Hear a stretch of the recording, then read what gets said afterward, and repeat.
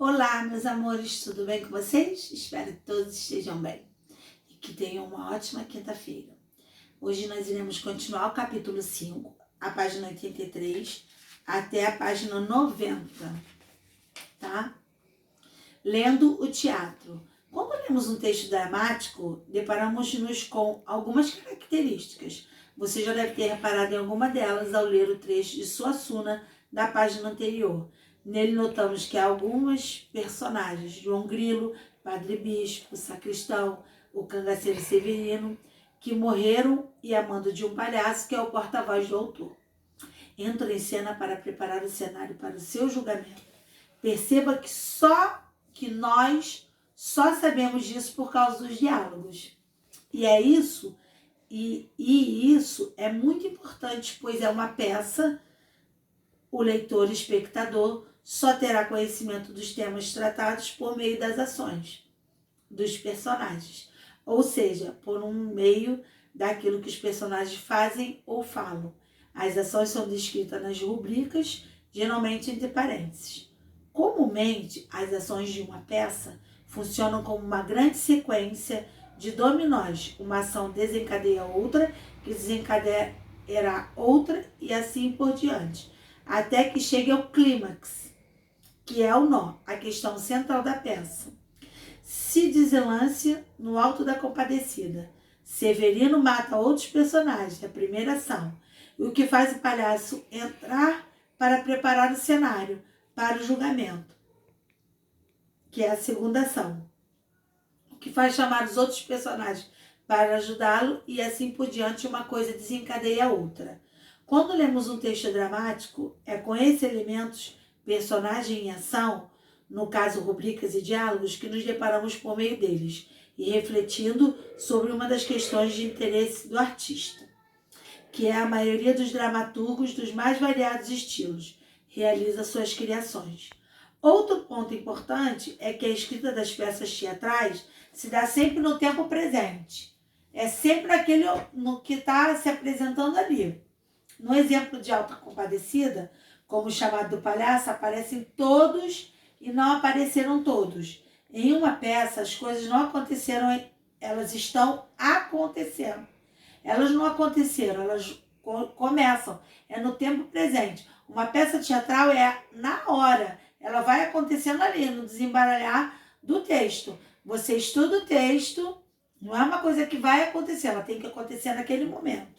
Muitas peças são divididas em várias cenas. O conjunto dessas diversas cenas forma um ato. Numa apresentação de longa duração, é comum que haja um intervalo para o público e o artista entre um e outro, para poder também eles descansarem, porque a peça de teatro ela é muito cansativa. Uma reza cômica ou uma comédia sagrada. O teatro medieval foi um teatro popular cheio de cores, sons, cheiros, efeitos e diversidade. Nascido dentro das igrejas, como parte de missa de Natal e Páscoa, logo passou a ser ensinado em praças públicas, enchendo a cidade de festa. Suas apresentações, sempre sobre temas bíblicos, aconteciam em vários palcos diferentes que apresentavam cenas simultâneas. Era um teatro ao mesmo tempo solene e cômico. O público ora se emocionava com dores de Maria no palco de Nazaré, ora ria com as piadas acrobacias, desculpa crianças, acrobacias dos demônios no palco do inferno. Os santos ora eram retratados de maneira muito séria, ora recebiam desculpa, criança, hoje eu não tô legal. Caricaturas carinhosas. Por exemplo, em alguns registros históricos sobre encenações religiosas de época, como Regulares Concórdia, escrita pelo bispo Etevoldo de Westchester, em 970 a.C. E descobrimos que São Pedro costumava arrancar risadas, pois por ser velhinho ficava ofegante ao correr. Dessa imensa diversidade de apresentações surgem os altos e as farsas, gêneros literários e teatrais extremamente influentes na Europa, principalmente em Portugal e na Espanha. e posteriormente na América. Dos teatros medievais herdam o tom cômico, a diversidade de cenários e a inspiração religiosa, geralmente feitos em um ato só. Seus personagens possuem pouco aprofundamento psicológico, funcionando como alegorias, e um personagem representa o pecado da gula, outro representa o camponês ingênuo, outro a bravura e etc. Dessa forma, essas peças sempre buscavam trazer um ensinamento moral, condenado às más formas de conduta e dando exemplo às boas ações. Os autos são uma das maiores fontes de inspiração da obra de Ariano Suassuna para a criação do movimento armorial. Com o intuito de criar uma arte que fosse erudita e popular ao mesmo tempo, Ariano Suassuna idealizou o chamado movimento armorial.